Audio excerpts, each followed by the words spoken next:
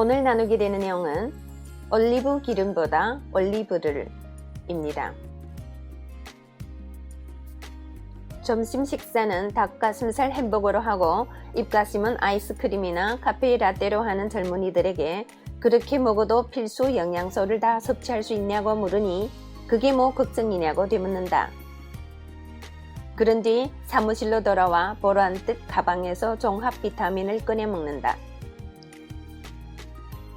종합 비타민이 성분표를 들여다보니 10가지 정도 된다. 비타민 B군, C, D, E. 대충 이름을 알만한 영양소들이다. 요즘 사람들은 음식을 골고루 먹는 것은 생각하지 않고 비타민 제품을 통해 한 방에 끝내려고 한다. 정말 비타민 제품으로 다 되는 걸까? 인위적인 방법으로 건강을 지킬 수 있다고 생각하는 것은 인간의 오만이며 자연에 대한 불경제다. 인체가 합성해내지 못하는 필수 영양소만 해도 자그마치 46가지라고 한다. 알려진 것만 그렇다는 것이다. 우리가 알아내지 못한 영양소는 훨씬 더 많을 것이다. 아무리 과학이 발달했다고 해도 우리는 겨우 달나라에 로켓을 쏘아 올렸을 뿐이다. 태양계 안을 다 돌아보지도 못했을 뿐더러 그 너머가 어떻게 생겼는지, 그 너머의 너머는 어떻게 생겼는지 짐작조차 못한다. 우주 바깥으로 나갈 것도 없다. 우리는 우리가 발을 디디고 있는 지구에 존재하는 생명체가 얼마나 되는지 그 숫자조차 헤아리지 못하고 있다. 우리 인체를 들여다보면 쓸모없는 부분이 하나도 없다. 쉽게 떼어버리는 편도선, 맹장도 다 하는 일이 있다. 편도선은 구강 내 인후에 발달한 면역세포의 집합체로서 점막으로 덮여 있다. 점막은 1차적으로 입과 코로 들어오는 세균이나 바이러스를 막아주는 방어 기능을 하는데 편도의 경우 외부에서 병균이 침입했을 때 몸에 신호를 주어 항체를 만들게 하는 중대한 역할을 한다. 어린 아기들이 편도선염에 잘 걸리는 것도 면역력이 약한 시기에 이 기관이 큰 역할을 하기 때문이다. 한동안 흔적기관으로 치부되어 왔던 맹장은 역할도 없는 것이 공연히 말썽을 일으킨다며 외과의사들 돈 벌게 해주는 기관으로 인식되었다. 하지만 요즘 들어 맹장의 역할이 재조명되고 있다. 대장 입구에 벌레 모양으로 길게 붙어있는 맹장은 대장의 내용물이 역류되는 것을 막아주며 인체 내 면역을 담당한다고 한다. 같은 맥락에서 배추의 겉이파리가 팔에서 보기 안 좋다고 떼어내고 먹거나 무이파리가 질기다고 하얀 과육만 먹는 것은 부분적인 영양만 섭취하는 것이다.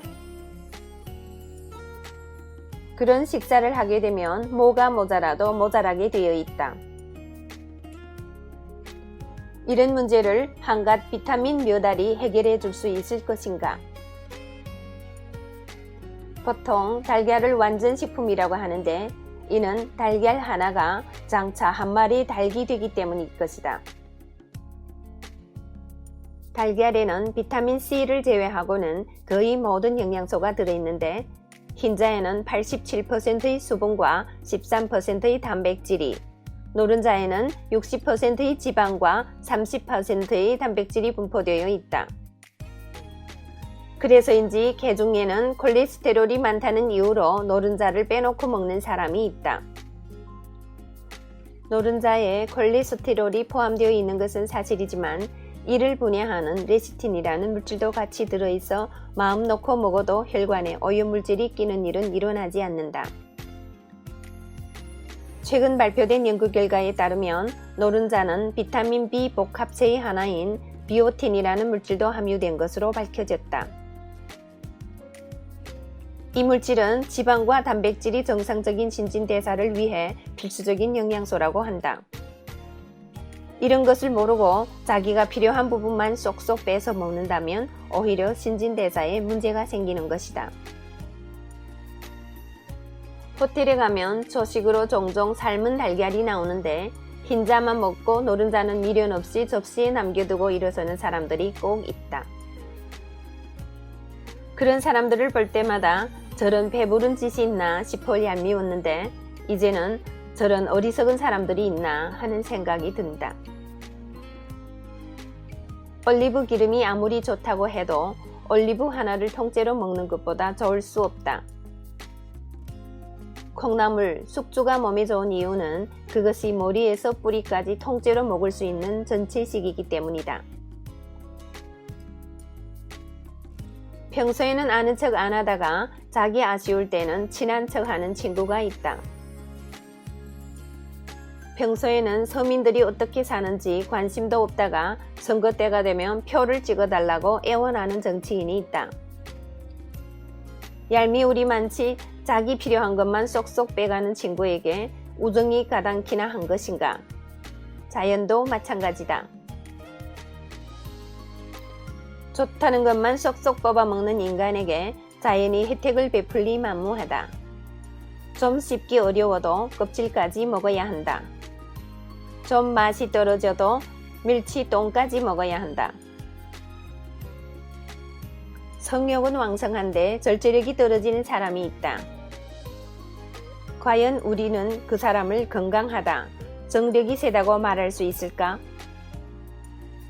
육체와 인성이 함께 가야 하듯 신체 건강도 마찬가지다. 과다한 여성 호르몬이 자궁 내막증을 일으키고 과다한 남성 호르몬이 내장 비만을 일으킨다. 어느 한 부분만 발달하는 것은 건강하지 않다는 말과 같다. 식품의 부분적인 섭취는 인체 건강을 불균형에 빠뜨리며 정신마저 황폐화시킨다. 건강의 균형을 잡기 위해서는 전체식을 해야 한다. 먹어서 안 되는 부분은 자연이 다 알아서 쓰거나 떫게 만들어 놓았다.